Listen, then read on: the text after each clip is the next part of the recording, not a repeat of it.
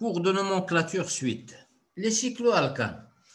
Eh bien, les cycloalcanes dérivent des alcanes correspondants en ajoutant tout simplement le terme cyclo à l'alcane correspondant. Si vous avez un alcane à 3 atomes de carbone, eh bien, c'est du propane, auquel, tout simplement, si vous fermez le cycle, vous aurez du cyclopropane.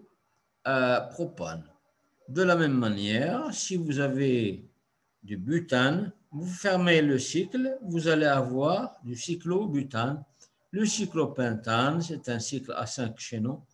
Le cyclohexane, c'est un cycle à 6 atomes de carbone. Remarquez que ce sont des hydrocarbures à formule brute CnH2n. Ils ont une insaturation dans leur chaîne. Donc, c'est des CnH2n. Pas comme les alcanes, CnH2n plus 2. Dans leur nomenclature étant simple, tout dépend des cas. Quand votre cycle est polysubstitué, c'est-à-dire s'il y a plusieurs substituants sur le cycle, c'est le cycle qui prend l'unité structurelle fondamentale. Prenez l'exemple qui est devant vous, le 1-éthyl, 2-méthylcyclopentane. Eh bien, le cyclopentane contient 2 substituants. Il contient le méthyle, il contient l'éthyle.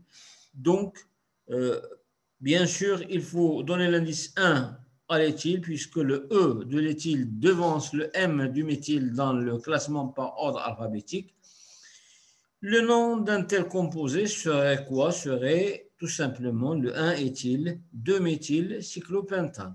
Alors, il existe un autre cas où la chaîne exocyclique, la chaîne principale, va se trouver à l'extérieur du cycle, c'est-à-dire elle va se trouver à l'extérieur du cycle. Et dans ce cas-là, le cycle ne sera pas, lui, l'unité structurelle fondamentale, c'est la chaîne principale qui sera, c'est la chaîne exocyclique qui sera, qui portera l'unité structurelle fondamentale et c'est elle qui sera la chaîne principale.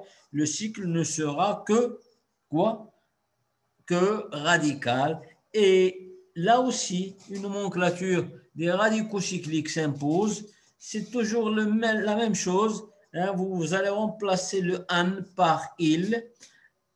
Cyclopropane, cyclopropyle, cyclobutane, cyclobutyl, cyclopentane, cyclopentyl, et ainsi de suite. J'ai un exemple pour vous. C'est un exemple dans lequel vous avez un cycle à 6 chaînons et une chaîne exocyclique 3 fois substituée, si vous voulez, 2 fois substituée. Cette chaîne-là, elle contient quoi? Un radical éthyle et le radical cyclohexyle. Elle contient 1, 2, 3, 4, 5, 6 atomes de carbone. 6 atomes de carbone, bien sûr, la numérotation va se faire de gauche vers la droite pour donner l'indice le plus bas aux radicaux ramificateurs, à savoir le premier, c'est le cyclohexyle. Donc, c'est le 2 cyclohexyle, 3, 4 éthyle, hexane. Je répète, en 2, vous avez un cyclohexyle, en 4, vous avez un éthyle. Donc, c'est le 2 cyclohexyle, 4 éthyle, hexane. La chaîne qui contient 6 atomes de carbone, c'est une chaîne qui est exocyclique, qui se trouve à l'extérieur du cycle. C'est elle qui prend l'unité structurelle fondamentale. Voilà ce qui est de cette nomenclature des cycles. Maintenant, nous allons s'attaquer à une autre partie, à savoir les hydrocarbures insaturés. Eh bien, ces hydrocarbures insaturés linéaires possèdent une double ou une triple liaison sur leur chaîne. C'est une triple liaison carbone-carbone, bien sûr. Dans chaque cas, le groupe est appelé, dans chaque cas, le suffixe est N dans le cas des alcènes il sera in avec un Y dans le cas des alcynes, des triples liaisons. Les alcènes, ce sont des hydrocarbures éthyléniques ayant une double liaison carbone-carbone dans leur chaîne. De formule moléculaire CnH2n, ces composés sont nommés de telle sorte à donner l'indice le plus bas à la double liaison tout simplement. Vous avez un premier cas à 4 atomes de carbone, c'est le but 1N. Vous avez un second cas, c'est le but 2N. D'ailleurs, elle existe sous forme de 2 isomères. On verra ça un peu plus tard, l'isomère 6 et l'isomère trans. S'il y a des doubles liaisons, s'il y a beaucoup de doubles liaisons, le composé est nommé de telle sorte à donner l'indice le plus bas à l'ensemble, c'est logique, à l'ensemble des liaisons, des doubles liaisons. Mais dans ce cas, il faut ajouter le A, un petit A, l'Union internationale de chimie pure appliquée a préféré ajouter un A entre quoi et quoi? Entre les chiffres et l'alka correspondant. Par exemple, c'est alka, l'unité structurelle fondamentale et le suffixe, c'est alka X, Y, Z, poly N. Vous remarquez qu'on ajoute le A. Ben, c'est question de langue française. Vous aurez deux consonnes, le C de alka et le P du polyène. Ce sont deux consonnes. On préfère couper avec ces deux consonnes avec un A. Vous avez un exemple devant vous qui est l'octa 1, 3, 7 triène. Octa 1, 3, 7 triène. En 1, vous avez une première double liaison. En 3, vous avez une seconde double liaison. Et en 6, 7, vous avez une troisième double liaison.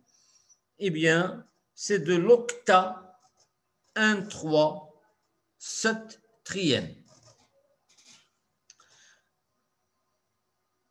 Quant aux alcynes, eh bien, ce sont des hydrocarbures acétyléniques de formule moléculaire CnH2n-2 ayant une triple liaison carbone-carbone dans leur chaîne. Eh bien, les règles exposées pour nommer les composés éthyléniques sont les mêmes que celles des alcynes, à savoir donner l'indice le plus bas à la triple liaison. Vous avez pour le propine, vous avez le prop 2-in. Comme vous pouvez avoir le prop 1-in, 1, la triple liaison est en position 1. Quand vous avez deux triples liaisons, toujours il faut ajouter le A, donner l'indice le plus bas à l'ensemble des liaisons multiples, à l'ensemble des triples liaisons. Vous avez de l'hexa 1, 4 dit in.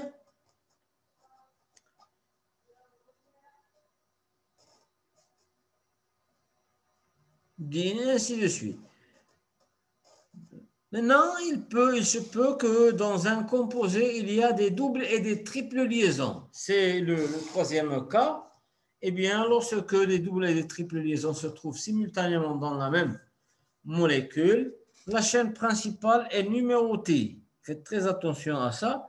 Elle est numérotée. Vous avez deux points essentiels ici. Elle est numérotée de telle sorte à donner les indices les plus bas à l'ensemble des liaisons multiples.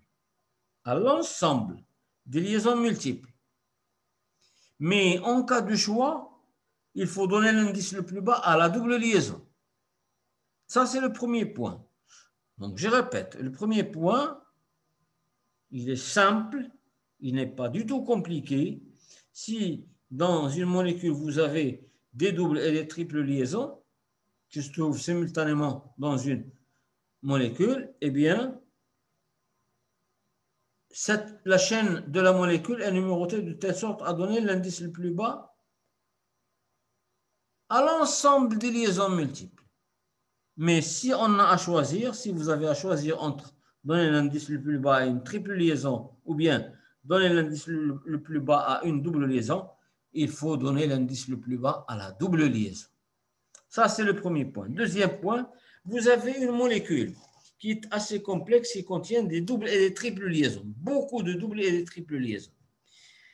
Eh bien, là, vous avez, par exemple, le choix entre nommer les doubles liaisons et les triples liaisons.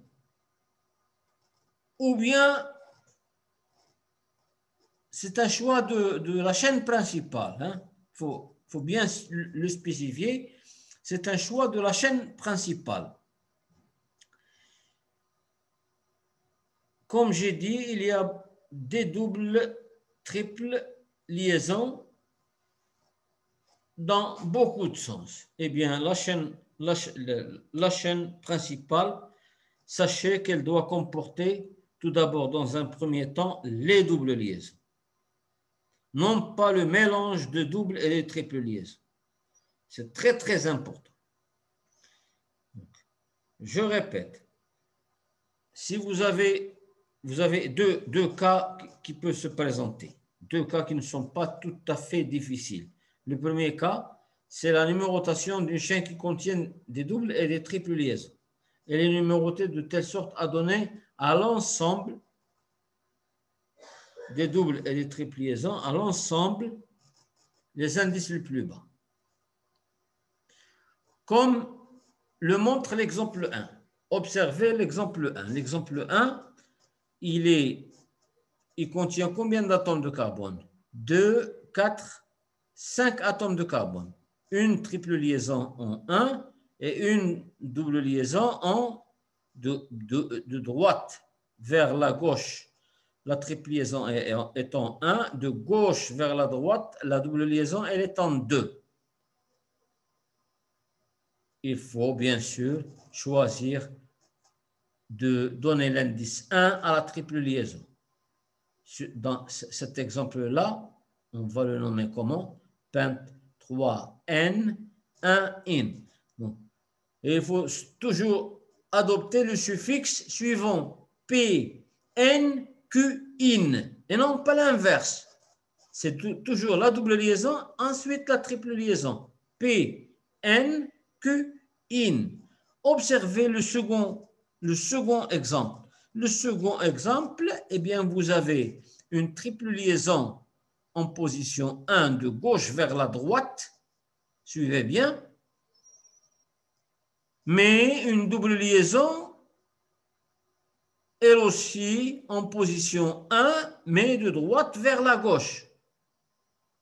Dans ce cas-là, il ne faut pas donner l'indice le plus bas à la triple liaison qui est en 1 de gauche vers la droite. Il faut donner l'indice le plus bas à la double liaison, c'est-à-dire le sens droite vers la gauche. Et sur cet exemple-là, hein, comme vous avez deux doubles liaisons, c'est un hexa, 1, 3, 10, N, 5, in. Observez bien que nous avons préféré donner l'indice le plus bas à la double liaison. Et en ajoutant le A, pourquoi? Parce que vous avez deux doubles liaisons. N'est-ce pas? C'est question de français. C'est un X, une consonne. D, c'est une autre consonne qu'on préfère couper que l'Union internationale de chimie pure et appliquée a préféré couper entre ces deux consonnes avec un A, hexa. D'accord? L'autre cas, vous allez le voir en TD. Le deuxième cas, c'est quand il y a beaucoup de doubles et de triples liaisons, des chaînes qui contiennent des doubles et des triples liaisons, eh bien, le choix de la chaîne qui contient les doubles liaisons est le bon choix. Vous allez le voir dans un exemple en TD. Là, on arrive au composé comportant une ou plusieurs fonctions. C'est les composés polyfonctionnels. Polyfonctionnels contiennent plusieurs fonctions. Eh bien, si dans un composé, il y a plusieurs fonctions, eh bien, tout simplement, on va attribuer à la fonction principale l'indice le plus bas. Écoutez très bien, on va attribuer à la fonction principale l'indice le plus bas. Les autres fonctions seront considérées comme secondaires et par conséquent seront classées dans quelle partie? Seront classées dans la partie préfixe.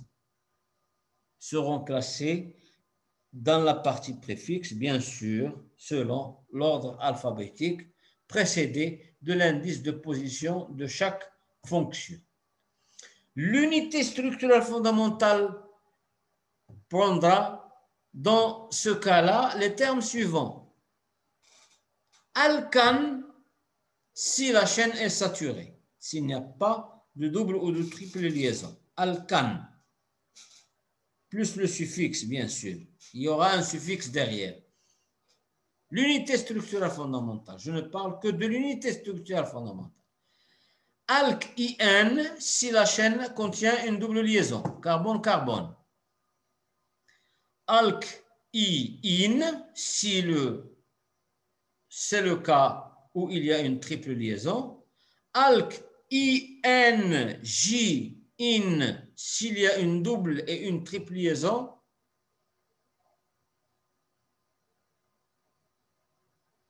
Mais il y a une chose qu'il faut bien respecter, c'est l'ordre de priorité des fonctions. L'ordre de priorité des fonctions est le suivant. Vous avez, on vous a sucré pas mal de fonctions. Et on vous a laissé uniquement les fonctions essentielles, à savoir l'acide carboxylique. Quand vous voyez la fonction CO2H, qui n'est autre que c'est un C doublement lié à O, simplement lié à OH, il s'agit de la fonction acide carboxylique. Cette fonction acide carboxylique est prioritaire que l'acide sulfonique SO3H, c'est un OS doublement lié à O doublement lié à O, OH. C'est une fonction qui n'est pas vraiment intéressante pour vous. Qu'un anhydride, c'est un C doublement lié à O, simplement lié à O, un autre C doublement lié à O, qui est là aussi n'est pas très intéressant par rapport à vous. Mais ce qui est intéressant, c'est la fonction ester. C'est un CO2R. C'est un C doublement lié à O, simplement lié à O avec un radical R. La différence avec un ester et un acide carboxylique, c'est que le second oxygène dans l'acide carboxylique est lié avec un H, alors que dans l'ester, il est lié avec un R. R peut être un radical alkyle, il peut être un radical vinyle, alkyle, phényl, etc. Vous avez quoi? Vous avez l'ester qui est prioritaire que l'halogénure d'acide. Halogénure d'acide, tout ce qui est C doublement lié à O, X, où X est un halogène, c'est-à-dire un iode, un fluor, un chlore ou un brome. La fonction halogénure d'acide, qui est prioritaire que la fonction amide. La fonction amide, c'est la fonction CONH2. C'est doublement lié à O, c'est une double liaison avec l'oxygène, simplement lié à NH2, qui est prioritaire, la fonction amide est prioritaire que la fonction nitrile. Quand vous voyez le groupe C collé à un N, c'est qu'il y a une triple liaison entre ce carbone et cet azote-là. Donc, vous avez une triple liaison carbone-nitrile supérieure à l'aldéhyde. L'aldéhyde, c'est un CHO et non pas le COH comme le disent pas mal d'étudiants. C'est un CHO. Le C est doublement lié à O, simplement lié à H.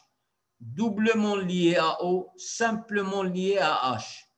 C'est la fonction aldéhyde qui est prioritaire que la fonction cétone. La fonction cétone, c'est un CO, c'est un C doublement lié à O, cette fois-ci entre deux carbones. Entre deux carbones. Donc la différence entre la fonction aldéhyde et la fonction cétone, c'est que dans la fonction aldéhyde, le C doublement lié à O est entre un carbone et un hydrogène, alors que dans la fonction cétone, le C doublement lié à O est entre deux carbones. Il y a une différence entre les deux, qui est prioritaire que la fonction alcool que vous connaissez tous, pratiquement tous, vous l'avez déjà étudié, prioritaire que la fonction amine, prioritaire que la fonction éther que nous avons étudiée tout à l'heure. C'est un oxygène entre deux carbones.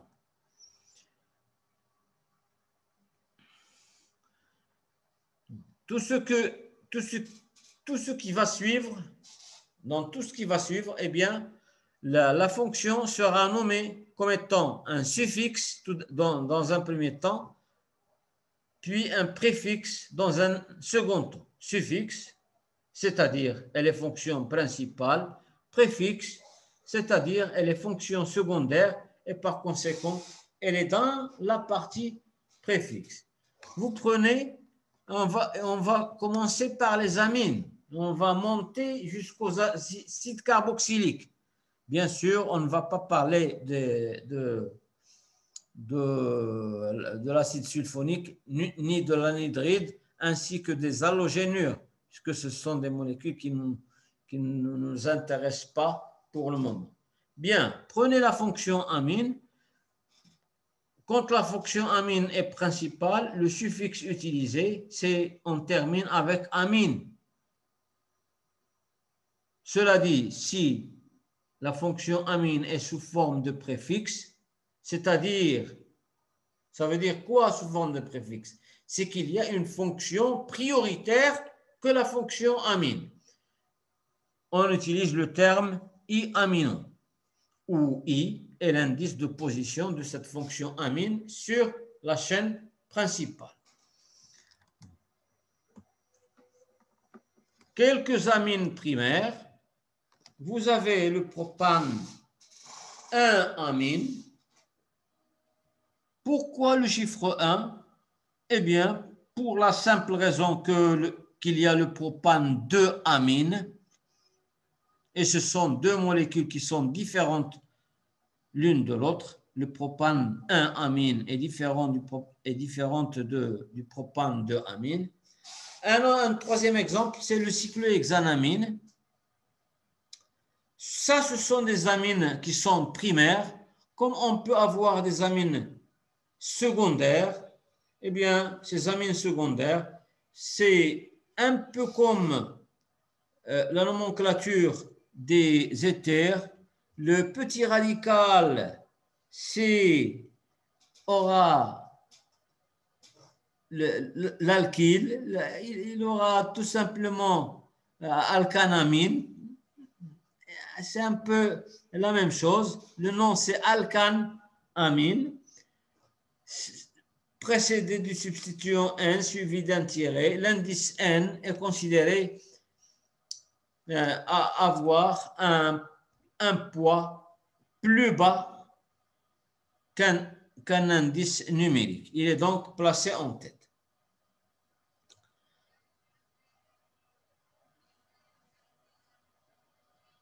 Vous avez un premier exemple.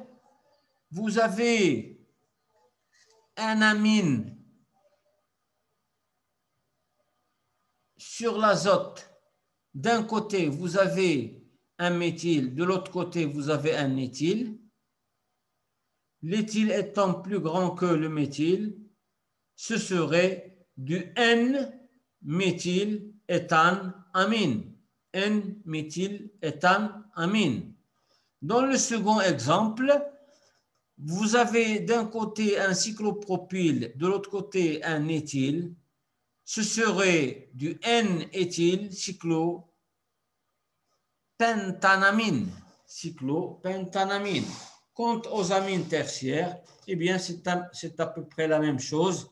C'est la grande racine qui va l'emporter. Les petites racines seront sous forme de N, N et N, éthyle, etc. Dans le premier exemple, vous avez 3 éthyles, hein, et c'est un solvant organique. C'est du NN-diéthyléthanamine ou bien de la triéthylamine tout court. NN-diéthyléthanamine, hein, vous avez 3 radicaux qui sont les mêmes. NN-diéthyléthanamine ou bien de la triéthylamine. Observez bien dans le second cas. Dans le second cas, vous avez une chaîne propyle, un éthyle et un méthyle. Donc, ce serait un N-éthyle, N-méthyle, propanamine. Propanamine, c'est la plus longue chaîne. Les alcools, lorsqu'ils sont sous forme de suffixe, on termine avec ol, mais lorsqu'ils sont sous forme de préfixe, c'est un J-hydroxy. Ol, c'est une fonction principale. J-oxy, c'est une fonction secondaire. Bien sûr, il y a toujours des exemples. Vous avez de l'éthanol. L'éthanol, c'est la fameuse molécule que vous utilisez pour désinfecter les plaies superficielles. CH3, CH2OH. Il est maintenant utilisé comme désinfectant demain dans cette époque de Covid. Vous avez du propane 1-ol. Pourquoi vous avez le 1? Pour la simple raison qu'il y a le propane 2-ol. Le propane 1-ol est une molécule qui est totalement différente de point de vue caractéristique physique ou chimique du propane 2-ol. Vous avez de l'éthane 1,2-diol quand vous avez des diols. Les cétones, eh bien, les cétones sont des composés qui contiennent dans leur structure un groupement carbonyle, dit carbonyle. Quand vous voyez le groupe C doublement lié à O, il est appelé groupement carbonyle. Quand la fonction cétone est principale, le suffixe utilisé est on. Quand la fonction cétone est sous forme de préfixe, c'est un ioxo. Vous avez comme exemple de la propanone ou bien de l'acétone. Atome à 3, c'est une cétone à 3 atomes de carbone. Le carbone du milieu, c'est un CO, c'est le carbonyle. De la propanone ou l'acétone. L'acétone, c'est tout simplement, c'est la molécule qui permet de dissoudre, si vous voulez, le vernis à ongles chez les jeunes filles. Hein, c'est